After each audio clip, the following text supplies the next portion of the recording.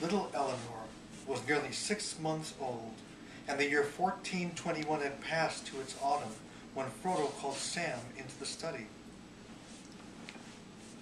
"It'll be Bilbo's birthday on Thursday, Sam," he said, "and he will pass the old Took. He will be 131. "So he will," said Sam. "He's a marvel." "Well, Sam," said Frodo, "I want you to see Rose and find out if she can spare you, so that you and I can go off together. You can't go far, or for a very long time now, of course," he said a little wistfully. "Well, not very well, Mr. Frodo." "Of course not. But never mind. You can see me on my way. Tell Rose that you won't be away very long, not more than a fortnight, and you'll come back quite safe." "I wish I could go all the way with you to Rivendell, Mr. Frodo, and see Mr. Bilbo," said Sam. "And yet, the only place I really want to be is here. I am that torn in two." "Poor Sam. It will feel like that, I'm afraid," said Frodo. "But you will be healed. You were meant to be solid and whole, and you will be."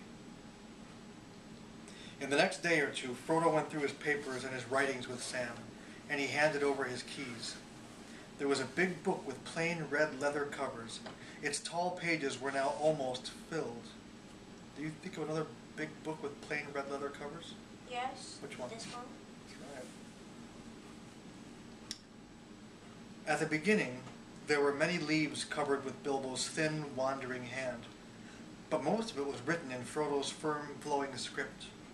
It was divided into chapters, but chapter 80 was unfinished, and after that, there were some blank leaves. The title page had many titles on it, crossed out one after another. So, My Diary, My Unexpected Journey, There and Back Again, and What Happened After, Adventures of Five Hobbits, The Tale of the Great Ring, compiled by Bilbo Baggins from his own observations and the accounts of his friends, What We Did in the War of the Ring. Here Bilbo's hand ended, and Frodo had written, The Downfall of the Lord of the Rings and the Return of the King, as seen by the Little People, being the memoirs of Bilbo and Frodo of the Shire, supplemented by the accounts of their friends and the learning of the wise, together with extracts from books of lore translated by Bilbo in Rivendell. "Why, you've nearly finished it, Mr. Frodo," Sam exclaimed. "Well, you have kept at it, I must say." "I have quite finished, Sam," said Frodo. "The last pages are for you." On September the 21st, they set out together, Frodo on the pony that had borne him all the way from Minas Tirith, and was now called Strider, and Sam on his beloved Bill. It was a fair, golden morning, and Sam did not ask where they were going. He thought he could guess. They took the stock road over the hills and went towards the woody end, and they let their ponies walk at their leisure. They camped in the green hills, and on September the 22nd, they rode gently down into the beginning of the trees as afternoon was wearing away. "If that isn't the very tree you hid behind when the Black Rider first showed up, Mr. Frodo," said Sam, pointing to the left. "It seems like a dream now." It was evening, and the stars were glimmering in the eastern sky as they passed the ruined oak and turned and went down on the hill between the hazel thickets. Sam was silent, deep in his memories. Presently, he became aware that Frodo was singing softly to himself, singing the old walking song, but the words were not quite the same. "Still round the corner there may wait a new road or secret gate, and though I oft have passed them by, the day will come at last when I shall take the hidden paths that run west of the moon, east of the sun." And, as if in answer from down below, coming up the road out of the valley, voices sang, "Ah, Elbereth, Gilthoniel, Silivren Bena Miriel, O Menel Aglar Enelath, Gilthoniel A Elbarath. We still remember, we who dwell in this far land beneath the trees, the starlight on the western seas. Frodo and Sam halted and sat silent in the soft shadows until they saw a glimmer as the travelers came towards them. There was Gildor and many fair elven folk, and there, to Sam's wonder, rode Elrond and Galadriel. Elrond wore a mantle of grey and had a star upon his forehead, and a silver harp was in his hand, and upon his finger was a ring of gold with a great blue stone, Vilya, mightiest of the three. But Galadriel sat upon a white palfrey and was robed all in glimmering white, like clouds about the moon, for she herself seemed to shine with a soft light. On her finger was Nenya, the ring wrought of mithril, that bore a single white stone flickering like a frosty star. Riding slowly behind on a small grey pony and seeming to nod in his sleep was Bilbo himself. Elrond greeted them gravely and graciously, and Galadriel smiled upon them. "Well, Master Samwise," she said, "I hear and see that you have used my gifts well. The Shire shall now be more than ever blessed and beloved." Sam bowed, but found nothing to say. He had forgotten how beautiful the lady was. Then Bilbo woke up and opened his eyes. "Hello, Frodo," he said. "Well, I have passed the old Took today, so that's settled. And now I think I'm quite ready to go on another journey. Are you coming?" "Yes, I am coming," said Frodo. The ring bearers should go together. "Where are you going, Master?" cried Sam, though at last he understood what was happening. Why couldn't Sam go? He was already there. "To the Haven, Sam," said Frodo. "And I can't come?" "No, Sam. Not yet, anyway. Not further than the Havens, though you too were a ring bearer, if only for a little while. Your time may come. Do not be too sad, Sam. You cannot be always torn in two. You will have to be one and whole for many years. You have so much to enjoy, and to be, and to do." "But," said Sam, and tears started in his eyes, "I thought you were going to enjoy the Shire too, for years and years, after all you've done." "So I thought too, once. But I have been too deeply hurt, Sam. I tried to save the Shire, and it has been saved, but not for me. It must often be so, Sam, when things are in danger. Someone has to give them up, lose them, so that others may keep them. But you are my heir. All that I had and might have had, I leave to you. And also, you have Rose and Eleanor, and Frodo lad will come, and Rosie lass, and Merry and Goldilocks and Pippin, and perhaps more that I cannot see. Your hands and your wits will be needed everywhere. You will be the mayor, of course, as long as you want to be, and the most famous gardener in history.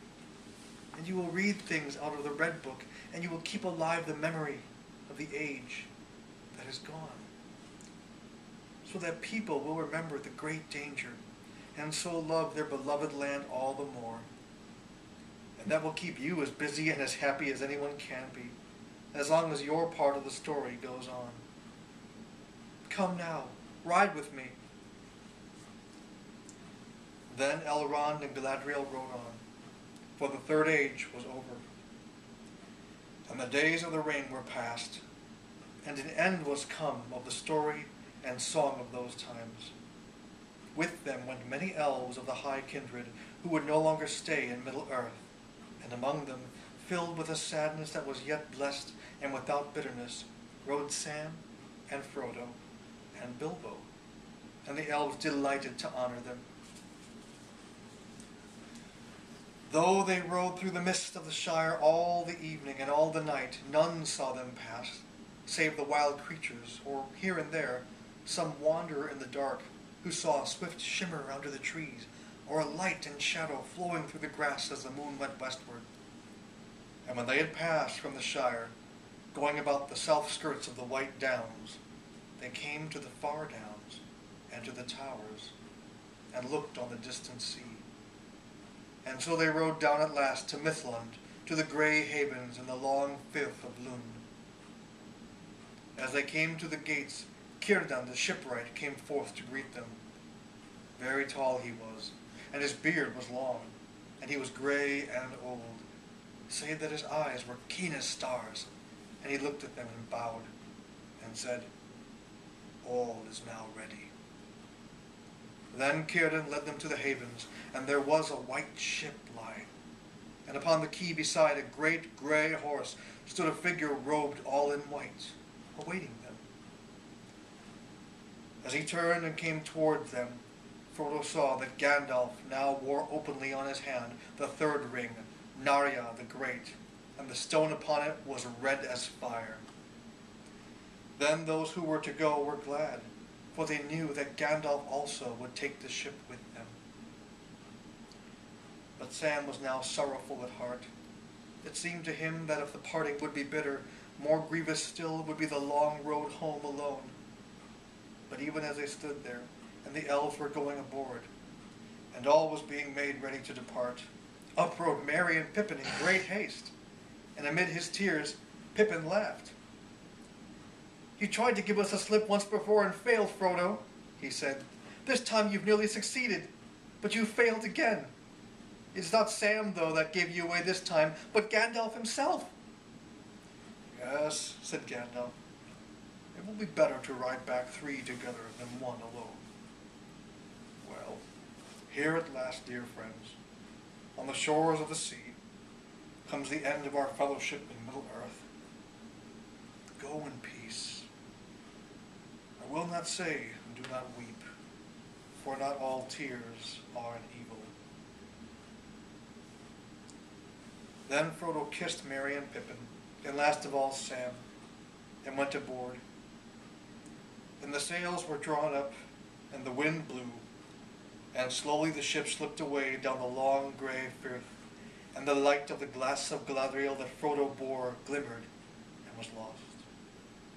And the ship went out into the high sea, and passed on into the west, until at last, on a night of rain, Frodo smelled a sweet fragrance on the air, and heard the sound of singing that came over the water. And then it seemed to him that as in his dreams in the house of Bombadil, the grey rain curtain turned all to silver glass, and was rolled back, and he beheld white shores, and beyond them a far green country under a swift sunrise. But to Sam the evening deepened to darkness as he stood at the haven, and as he looked at the grey sea, he saw only a shadow on the waters that was soon lost in the west. There still he stood far into the night, hearing only the sigh and murmur of the waves on the shores of Middle-earth, and the sound of them sank deep into his heart. Beside him stood Merry and Pippin, and they were silent.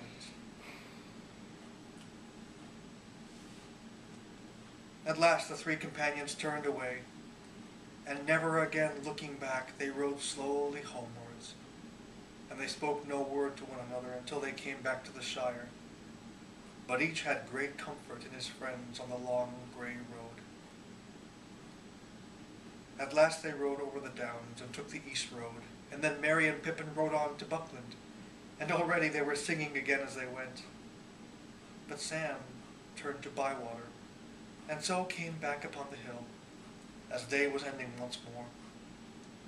And he went on, and there was yellow light and fire within, and the evening meal was ready, and he was expected. And Rose drew him in, and set him in his chair and put little Eleanor upon his lap. He drew a deep breath. "Well, I'm back," he said. Why'd you read the chapter name? And that is the end of The Lord of the Rings. Wait, are you sure? These are all the appendices and indexes. I see. Oh. We're all done.